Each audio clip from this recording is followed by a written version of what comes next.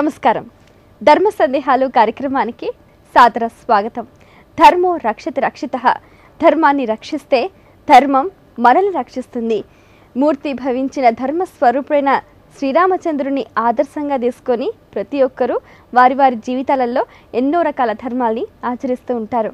అయితే అదే సమయంలో ఎన్నో సందేహాలు కూడా కలుగుతుంటాయి, సహజమే. మరి వాళ్ళకి కలిగిన సందేహాలను ఎంతో శ్రద్ధగా మా ఈ కార్యక్రమానికి ఉత్తరాల ద్వారా రాసి పంపిస్తున్నారు. వాటన్నిటికీ శాస్త్రీయ సమాధానాలు అందించడానికి మనతో పాటు ఉన్నారు ప్రముఖ ఆధ్యాత్మిక యాత్రికులు డాక్టర్ కాకునూరి సూర్యనారాయణ మూర్తి గారు. వారితో మాట్లాడి సందేహాలను తీర్చుకుందాం. నమస్కారం అండి. నమస్కారం అమ్మా. మొదటి ఉత్తరం చూద్దామండి. అలాగే. రావూరు నుంచి కృష్ణమ్మ రాస్తున్నారు. చనిపోయిన మనిషి కొడుకులకు కూతుళ్లకు పుడతారంటారు, నిజమేనా? తెలియజేయగలరు అంటూ రాస్తున్నారు. కృష్ణమ్మ గారు, చనిపోయిన మనిషి మళ్ళీ జన్మిస్తాడు, ఇది నిజమే.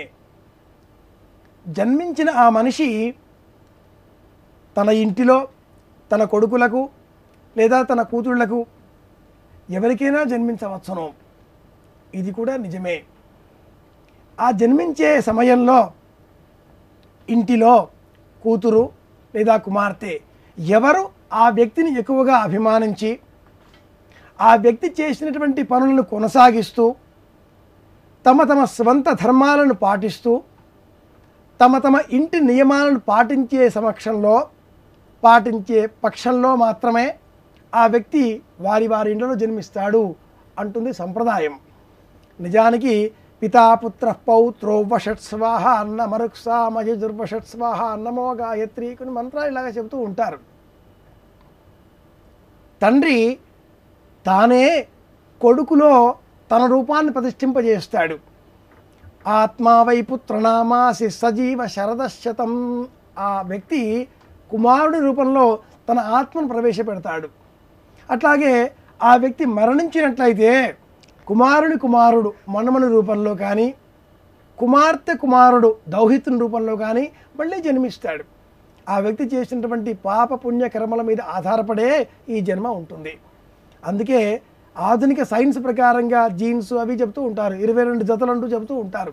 పుట్టే ఆ వ్యక్తి పసివాడు ఆ పోలికలతో పుడుతూ ఉంటాడు. వీడేవిడి తాతగారిలాగా పుట్టాడు, వీడేవిడి బామ్మగారిలాగా పుట్టాడు అని చెబుతూ ఉంటారు. ఈ పోలికలు ఎక్కడివి అంటే ఈ తల్లిదండ్రులకు ఆ మరణించిన వ్యక్తి పైన ఉండేటటువంటి ప్రేమాభిమానాలు ఎంత స్థాయిలో ఉన్నాయో చెప్పడానికి నిదర్శనాలు, దార్శనాలు అని చెబుతాయి సంప్రదాయ వాక్యాలు. ఇది సమాధానం. పాలకొల్లు నుంచి రాఘవరావు రాస్తున్నారు. శనేశ్వర దేవాలయంలో నువ్వులు, నూనె, ఉప్పు వేసి ప్రదక్షిణలు చేసి హనుమత్ దర్శనం చేసుకుని ఇంటికి వెళ్ళవచ్చా? తెలియజేయగలరు అంటూ రాస్తున్నారు.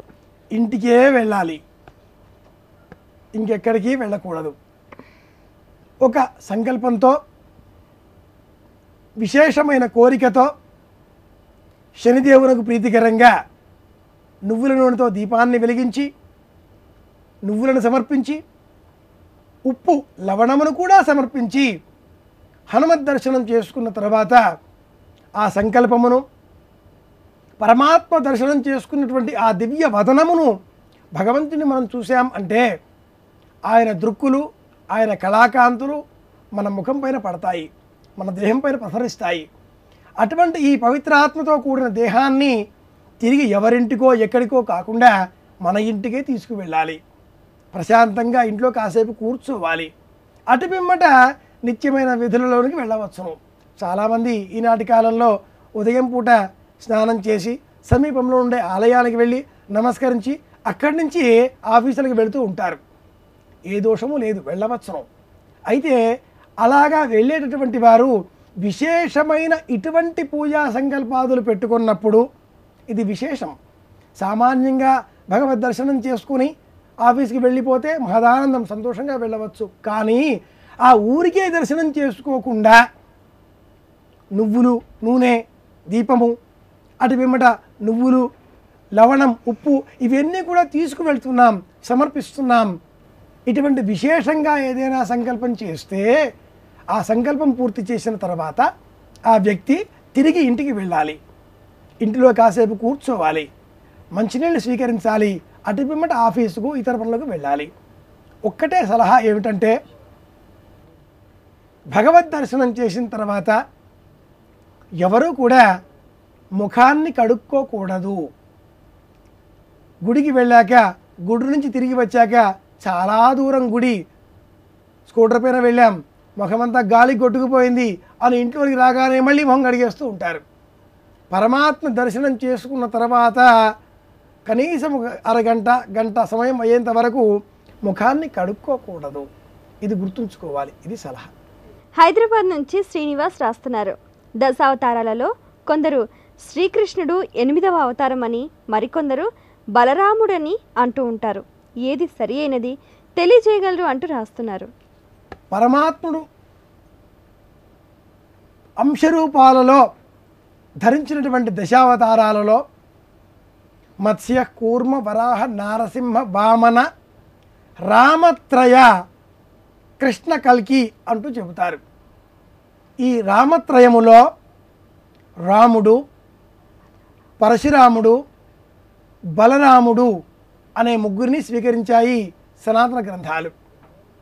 రాముడు, పరశురాముడు, బలరాముడు, కృష్ణుడు, అటు పిమ్మట కల్కి. ఈ విధంగా స్వీకరించినట్లయితే కృష్ణుడు 9వ అవతారంగా భాషిస్తాడు. 8వ అవతారము బలరాముడు అని చెప్పుకోవాలి. భాగవతాది గ్రంథాలలో పరమాత్ముడు 28 అవతారాలు, 28 అవతారాలు ధరించినట్లుగా వర్ణితం.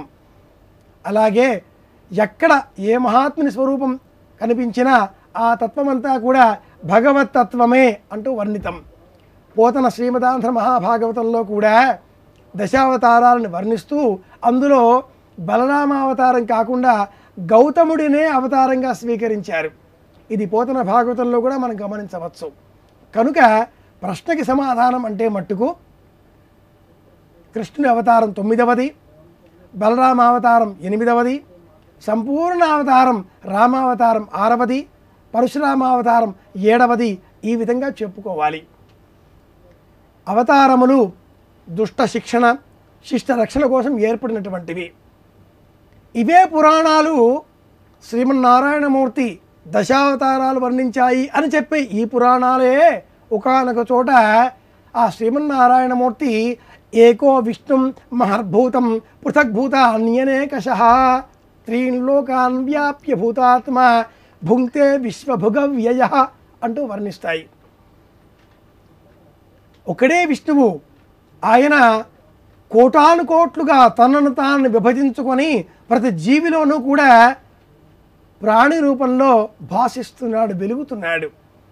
ఆ ప్రతి జీవిలోనూ ఉండేటటువంటి ప్రాణశక్తిని వాసుదేవుడు అంటూ పిలవాలి. అందుకే సనాతనులు ఎవరినైనా సంబోధిస్తే వాసుదేవా అంటూ పిలుస్తారు.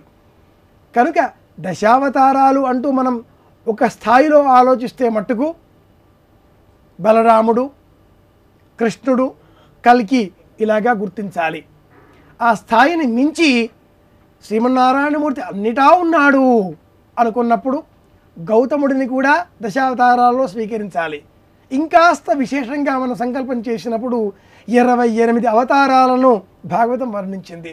అంతకంటే మించి ఇంకాస్త విశాలమైన దృక్పథాన్ని మనం పెంచుకున్నప్పుడు కోటాను కోట్ల జీవరాశి, ఈ కార్యక్రమాన్ని చూస్తున్నటువంటి మీ అందరూ, చెబుతున్న మేము, కార్యక్రమాన్ని నిర్వహిస్తున్న నిర్వాహకులు అందరిలో కూడా శ్రీమన్నారాయణమూర్తి అంశ ప్రతిఫలిస్తున్నదని, ఆయన వాసుదేవుడని గుర్తించాలి. ఇది సమాధానం.